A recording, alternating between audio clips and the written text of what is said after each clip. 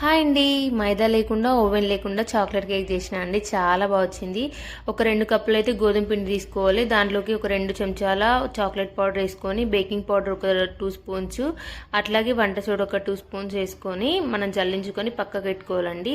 ఇంకా మిక్సీ గిన్నెలో అయితే 1 కప్పు షుగరు, 1/2 కప్పు పెరుగు, ఆయిల్ ఒక 1/2 కప్పు దాకా వేసి, ఫ్లేవర్ కోసం అయితే కొంచెం ఇలాచి, పాలు యాడ్ చేసుకొని 2 ఎగ్స్ అయితే వేసుకొని మిక్సీ పట్టుకోవాలండి.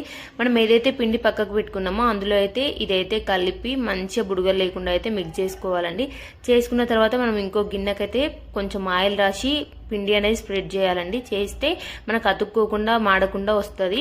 ఇదైతే అందులో పోసేసి ఇంకో గిన్నె అయితే హీట్ చేసుకొని అందులో అయితే ఈ గిన్నె పెట్టేసి మంచిగా ఒక 30 to 40 మినిట్స్ వరకు మనం గరం చేసుకున్నాం అనుకో మంచిగా ఉడుకుతుందండి. పిండి అనేది మంచిగా వస్తుంది. మంచిగా ఇట్లయితే వచ్చిందండి. మీరు కూడా ఒకసారి ట్రై చేయండి. చాలా బాగుంటాయి. టేస్ట్ అయితే ఎంత బాగా వచ్చిందో చూడండి.